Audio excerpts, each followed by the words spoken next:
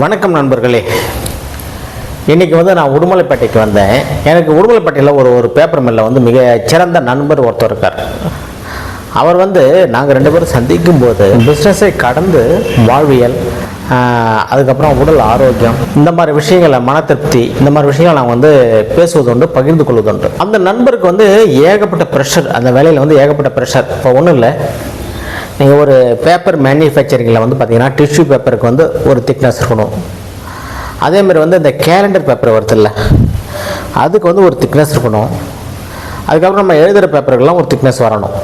இந்த திக்னஸை கொண்டு வர்றது இருக்குல்ல, ஆரம்பத்தில் கொண்டு வரது ரொம்ப சிரமம்.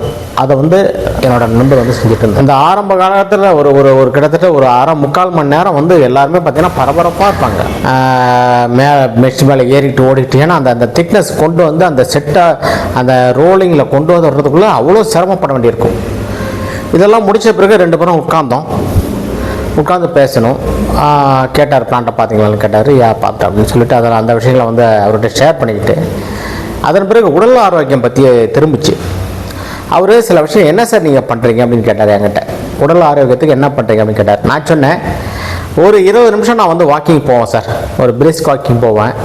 அதுக்கப்புறம் கொஞ்சம் தம்பிள்ஸ் எடுப்பேன். அதுக்கப்புறம் சின்ன சின்ன எக்ஸசைஸ் பண்ணுவேன். அவர் சொன்னார், சார் இது எல்லாமே செய்யுங்க, ஆனாலும் என்ன பண்ணுங்கள், ஒரு சைக்கிள் ஒன்று வாங்கிங்க சார். சைக்கிள்னால் இப்போ பசங்க யூஸ் பண்ணுற சைக்கிள் வேண்டாம், இந்த பழைய நம்ம யூஸ் பண்ண அந்த ஸ்கூல் டைமில் யூஸ் பண்ண சைக்கிள் இருக்கு இல்லையா, இந்த ஹெர்குலஸ், ரேலி, இந்த மாதிரி சைக்கிள் இருக்குல்ல, அது வாங்கிக்கோங்க. யார் என்ன நினைக்கிறாங்கன்ட்டு அதை பற்றி யோசிக்காதீங்க. ஒரு நாளைக்கு 6 கிலோமீட்டர் சைக்கிள் ஓட்டுங்க சார், அது போதும். நீங்கள் எது செய்யலாம் கூட அது உங்களை காப்பாற்றும். அதன் பிறகு முடிஞ்சாக்கா கொஞ்சம் மூச்சு பயிற்சி செய்யுங்க. அதன் பிறகு இந்த சில யோகாக்கெல்லாம் சொன்னார், இந்த கை தட்டுறது, அதுக்கப்புறம் சில விஷயங்கள் தட்டுறது, அதெல்லாம் சொல்லி கொடுத்து இதெல்லாம் செய்யுங்க. உடம்புக்குன்னு ஒரு மணி நேரம் ஒதுக்குங்க சார் டெய்லி அப்படின்னாரு. ஆனால் இதெல்லாம் சொல்கிறமே தவிர இது யாராலையும் அவரே சொல்கிறார், என்னாலேயும் கடைப்பிடிக்க முடியல.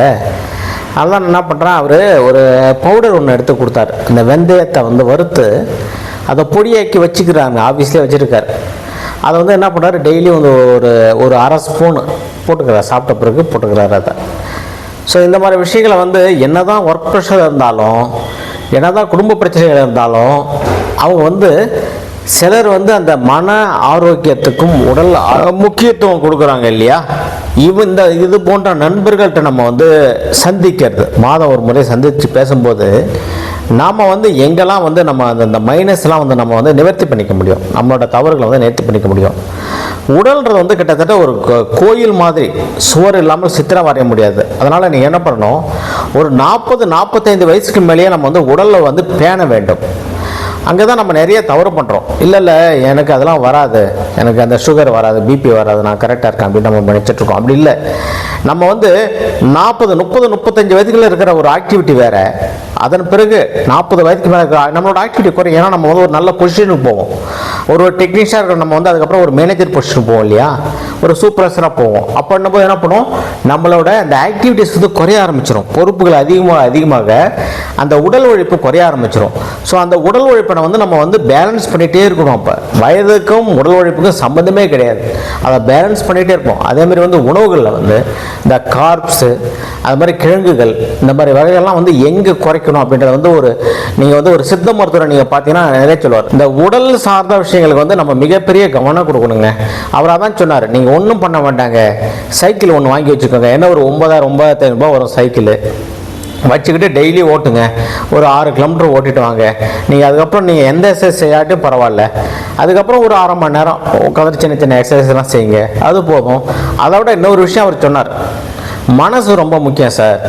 இப்போ ஒன்றும் இல்லை, நம்ம அப்பா அம்மாவை என்னோட அப்பா அம்மா இப்போ இல்லை, பட் நான் பொழைச்சிட்ருக்கேன்ல, என்னோடய குடும்பத்தை நான் பார்த்துட்ருக்கேன்ல, ஏதோ ஒரு வருமானம் எனக்கு வருதில்ல, சம்பாதிக்கிறேன்ல. அதேமாரி வந்து நாம் இருந்தாலும் சரி இல்லாட்டியும் சரிங்க, நம்மளோட குழந்தைகள் நம்மளோட குடும்பம் வந்து நடக்கும், அந்த ப்ரெஷரை நம்ம ஏற்றிக்க கூடாது. ஐயோ நான் தான் அந்த குடும்பத்தை தாங்குறேன், நான் இல்லைனா அந்த குடும்பமே ஒரு மாதிரி ஆகிடும் அப்படின்ற ப்ரெஷரை வந்து தயவு செஞ்சு ஏற்றிக்காதீங்க. அவங்கவுங்களுக்கு ஒரு வழி தெரியும். நம்ம இருந்தாலும் சரி இல்லாட்டும் சரி அந்த குடும்பம் வந்து நடக்கத்தான் செய்யும். ஆனால் நாம் இருக்கிற வரைக்கும் அந்த குடும்பத்துக்கு என்னென்ன செய்யணுமோ அப்படிலாம் செய்யணும் அப்படின்ட்டு அவர் வந்து சில விஷயங்கள் நிறைய பேசினார். அதேமாரி வந்து சில பேர் பார்த்தீங்கன்னா வந்து இந்த எந்த உடல் உழைப்பும் செய்ய மாட்டாங்க, ஆனால் அவங்க ரொம்ப ஆரோக்கியமாக இருப்பாங்க. காரணம் என்ன தெரியுமா? அவங்க வந்து இந்த அறநெறியிலே அவங்களோட வாழ்க்கை அவங்க அதை பிளான் பண்ணி செய்ய மாட்டாங்க. ஆனால் எந்த கெடுதலும் யாருக்கும் கெடுதலாக நிற்க மாட்டாங்க. தாத்தா அவருக்கு சொன்னாராம், அதாவதுடா உன் பையன் வந்து ஊனமாக இருந்தால் மட்டும் அவனுக்கு நீ சம்பாதிச்சு வை, மற்றபடி அவன் நல்லா இருந்தானா நீ அவனுக்கு சம்பாதிச்சு வைக்க வேண்டிய அவசியமே இல்லைடா. அவன் உன்னை விட அதிகமாக சம்பாதிப்பான், ஏன் நீ சம்பாதிக்கலையா? நீ வந்து ஒரு ஒரு ஒரு ஐடிஐயோ டிப்ளமோ படிச்சுட்டு நீ வந்து நீங்கள் சம்பாதிச்சு உன் குடும்பத்தை நீ ரன் பண்ணல, உங்களை குழந்தைகளை படிக்க வைக்கல, என்ன குறை உனக்கு?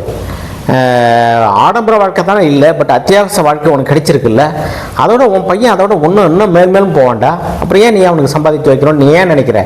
உன்னோட வாழ்க்கையை நீ வாழ். அவன் வந்து அவனோட வாழ்க்கையை அவன் அமைச்சிக்குவான். அவன் வந்து ஊனமாக இருந்தால் தானே அவனுக்கு நீ சம்பாதிச்சு வைக்கணும் அப்படின்னு அவங்க தாத்தா சொன்னார்.